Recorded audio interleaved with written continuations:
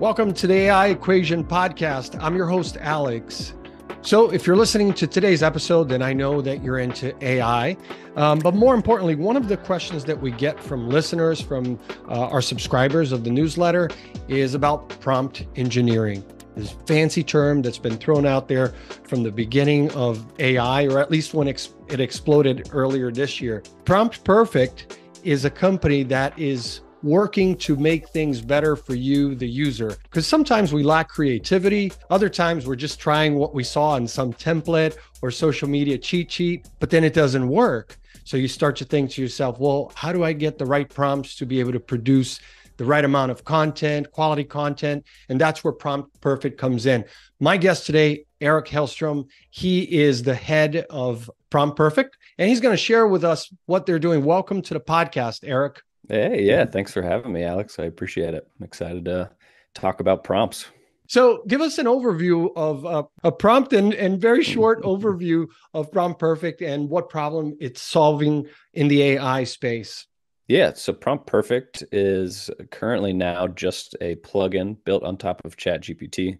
So plugins are a beta feature. You have to subscribe to ChatGPT Plus to get to use them. But if you do that, you can enable it. And when you type the word perfect in front of any prompt, it will automatically enhance it. It adds more context, detail, and it changes the prompt in a way that gets a better output from ChatGPT.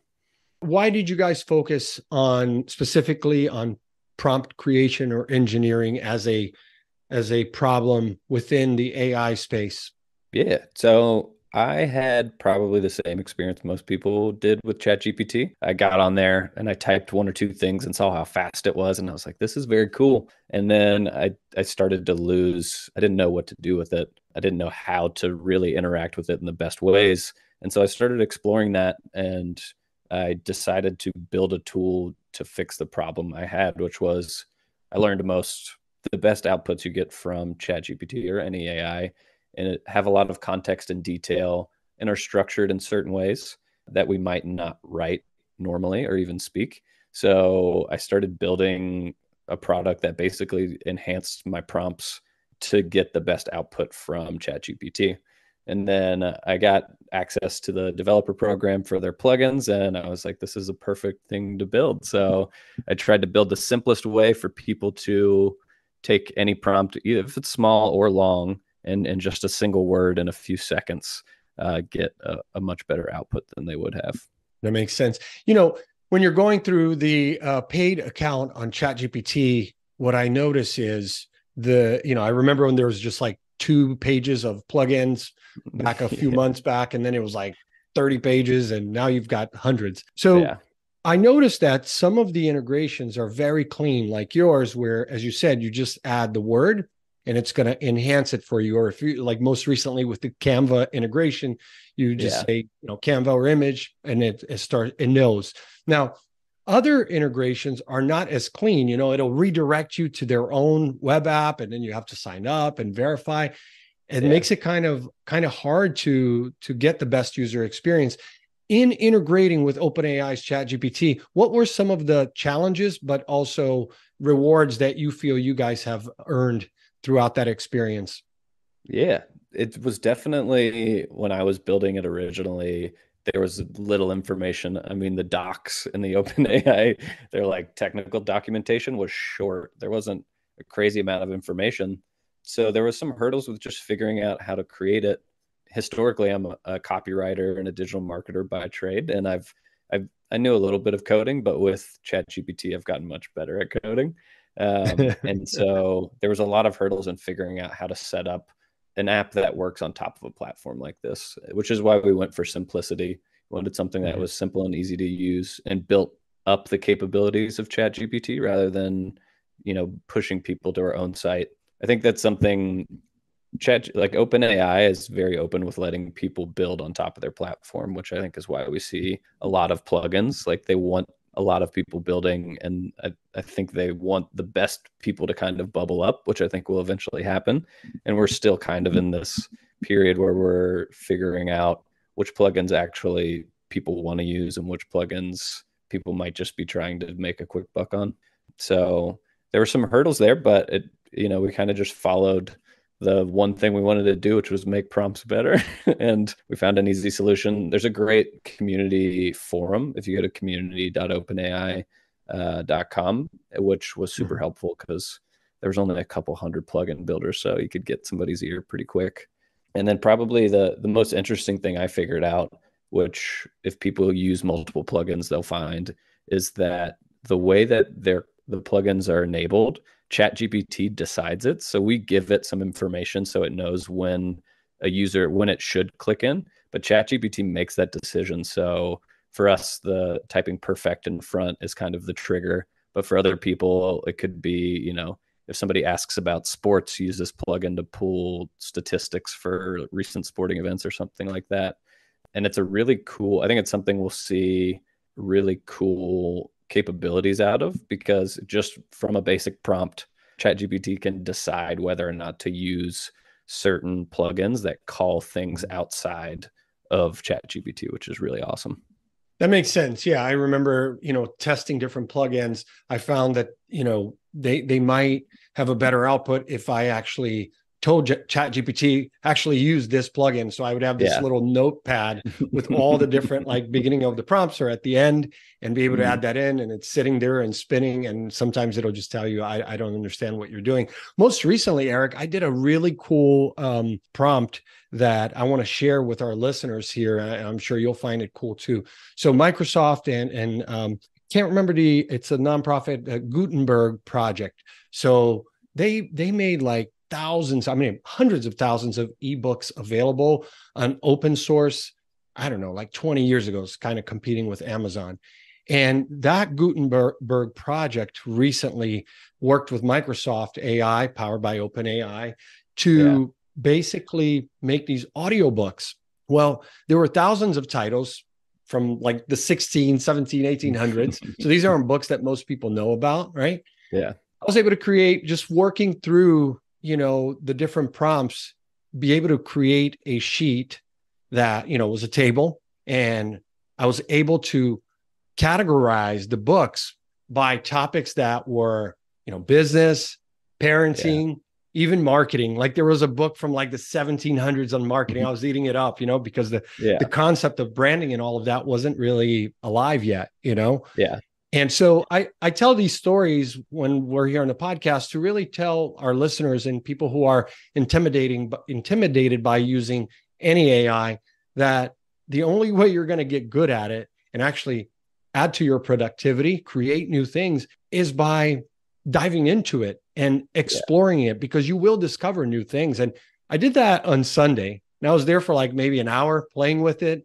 And then the audiobook wasn't so good. The audiobooks weren't that great, but that wasn't the point, And so I think going back to your prompt plugin, Prompt Perfect, for people who have struggled or already given up on AI because they feel well, if I use the templates, it doesn't give me the best output. You still have to put your creativity and thoughts into it, right? Yeah, exactly. And one of the cool things about Prompt Perfect is when you use the plugin, you can click the drop down and you can see how we enhanced your prompt. So it's almost a learning tool in that way as well. If just by using it, you can see how to write your prompts better, which is very cool. And we also, I don't even think we did a formal announcement, but we built a plugin called Prompt Test, which is more of an educational prompt tool. And so you can download it, and there's some backslash instead of perfect, it's /enhance or /feedback, which are two of the ways that you can enhance a prompt, and it will enhance it for you, but it'll just send back the prompt so you can see it. And then feedback is, if you have a prompt but you want to get feedback on it, you do /feedback before your prompt, and we'll give you specific feedback on ways you can improve it, which is something that we haven't gotten a lot of use out of, and we built it maybe a month and a half ago. But it's a cool tool for people who are using ChatGPT, and then they're like, well, I just want to be a better prompter. There's not really a school for prompting yet. You can go and learn, but being able to actively learn in there is cool. There's a lot of guys on, our girls too, but on YouTube, selling courses and all kinds of snake oil out there. And I said, guys, you don't have to do this. I go to conferences, I speak about AI and marketing, and I say, look, You just got to get in front of the thing. No different than when the internet came out or social media was growing. Yeah. Everybody's learning as we go. There are no experts, so to speak, right? Yeah, So exactly.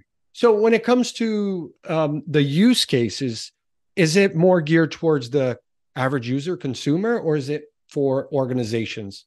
Yeah, I kind of built it for everybody, but I would say it's definitely more tailored to the average user. Okay. Somebody, I mean, honestly, for me, I think the best user is somebody who came and used ChatGPT once and then comes back and they want to get more out of it. It's a very simple way to get more out of ChatGPT. And we're hoping that soon it will be available to all users, not just paid plugin or paid plus users. So if we get to a point like that, I think that's really the people who benefit the most is people are coming in and using it every day, but they just want to use it better. And it's a Right. very simple way to do that. That makes sense. In terms of, prompting, I'll just keep hammering it because I go to marketing conferences too and associations, and everybody like is got their little cheat sheet and they feel like they're a Yeah. prompt engineer. What are some of the common mistakes that you see, beginners make, and how does Prompt Perfect help avoid them? Yeah. The biggest by far is using ChatGPT like it's Google. So I think we've conditioned ourselves with search engines for the past Yeah. however many decades to type in very simple things that aren't grammatically correct, but we Mm-hmm. expect to get a bunch of information back.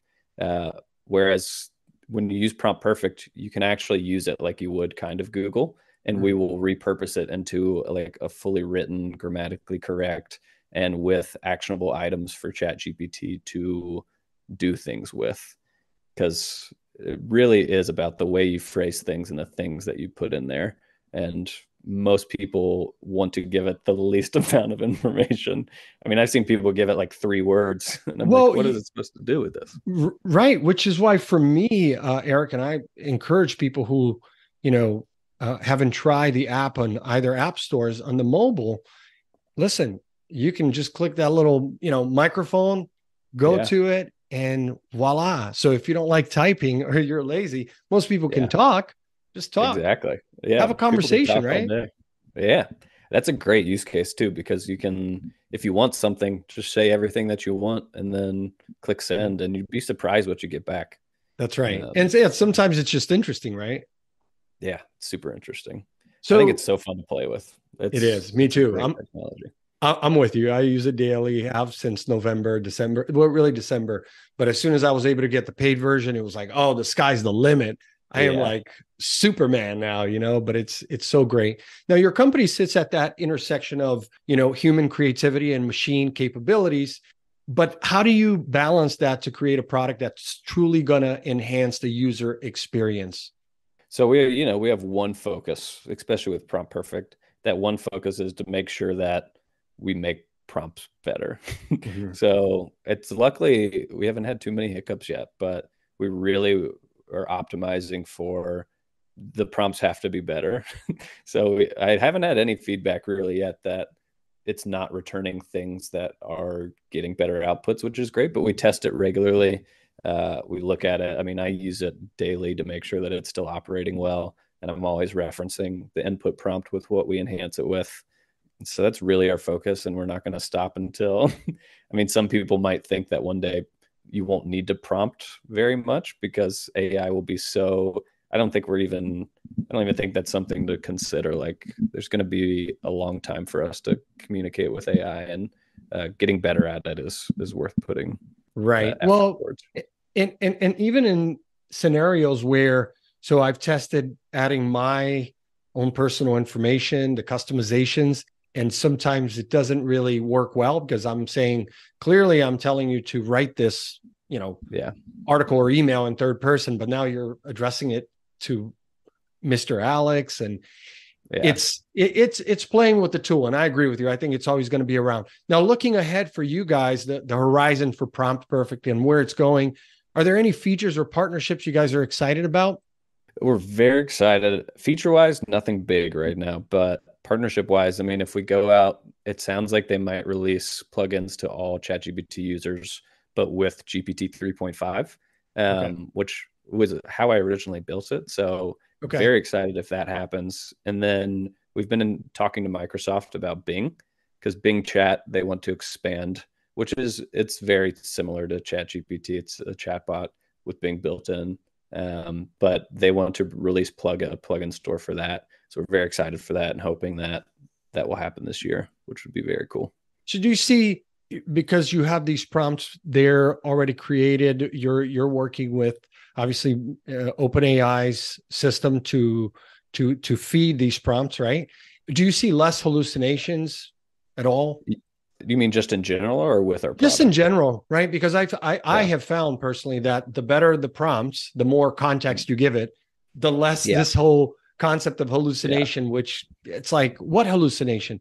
First of all, if I'm giving you the right source of material, even when you could browse it with the browser for a while there, even then, I know what sites to reference or go to. I'm not going to go to like the New York Post.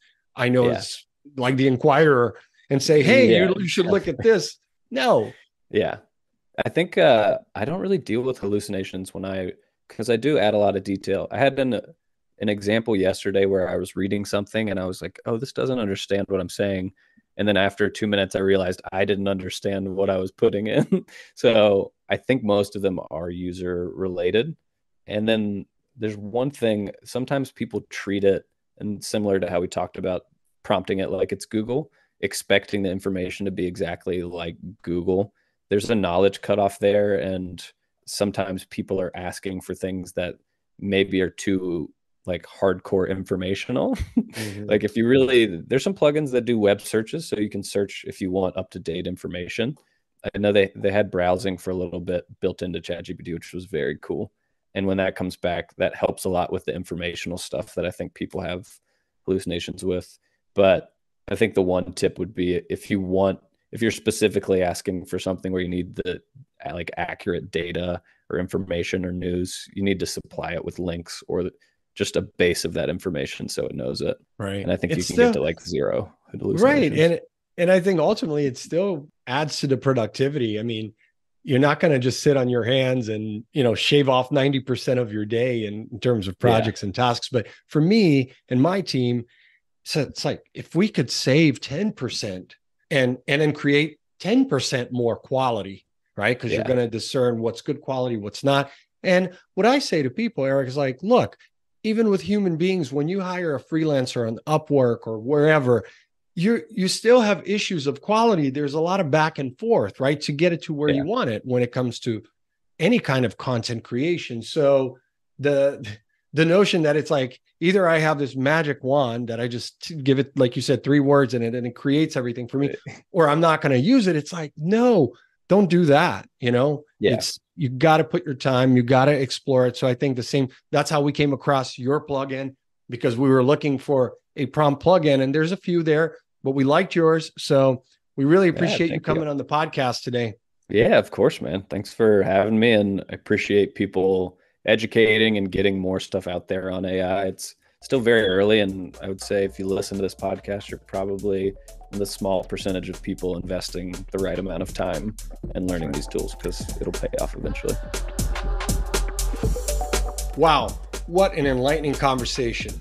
A big thank you to Eric for joining us today and sharing his fascinating world of prompt engineering and Prompt Perfect. For those of you who want to learn more about Prompt Perfect and its innovative solutions, be sure to visit their website and check out their plugin in ChatGPT. As always, if you found value in today's discussion, please like, share, subscribe, give us a review, and come back. Stay updated with the latest in AI technology. We have more incredible interviews and deep dives coming your way, so stay tuned. Until next time, this is Alex signing off from AI Equation.